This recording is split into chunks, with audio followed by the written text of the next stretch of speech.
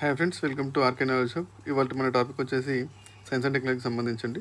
ఇవాళ ఇస్రో నుంచి హెచ్ఏఎల్కు రాకెట్ల సాంకేతికత అంటే మనకు ఇస్రో స్మాల్ ఎస్ఎస్ఎల్వికి సంబంధించి సాంకేతిక బదిలీ బిడ్ను హిందుస్థాన్ ఏరోనాటిక్స్కు అంటే హెచ్ఏఎల్ కంపెనీకి ఇవ్వడం జరిగిందండి. దీనికి సంబంధించి మనం గమనిద్దాం. ఇస్రో అంటే మనకు Indian space research organisation HAL Hindustan aeronautics limited. Next మనకు SSLV small satellite launching vehicle అండి. ఈ ఎస్ఎస్ఎల్వికి సంబంధించి మనకి ఇప్పుడు ఒప్పందం జరిగింది దీని తయారీకి సంబంధించి. ఇన్స్పేస్ అంటే Indian National Space Promotion and Authorisation Centre. ఇది ఇస్రోకి సహాయం చేస్తుంది చాలా విషయాల్లో.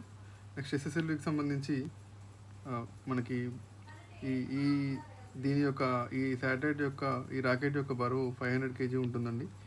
దీని యొక్క ఆర్బిటర్ 500 kilometers పైన ఉంటుంది. లో ఎర్త్ ఆర్బిటర్ దగ్గరగా ఉంటుంది. నెక్స్ట్ దీంట్లో 2 ఏళ్లలో 2 ప్రోటోటైప్లు తయారు చేశారండి.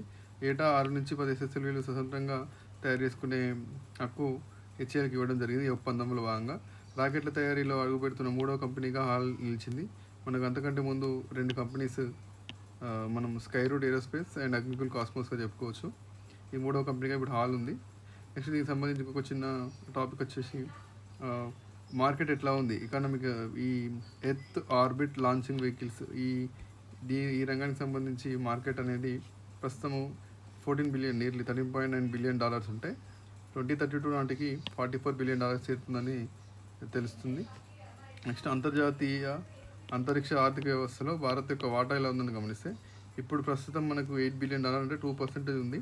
అది 2030 నాటికి 10% $44 billion పెంచాలనేది భారత ప్రభుత్వం లక్ష్యంగా పెట్టుకుంది. Thank you friends.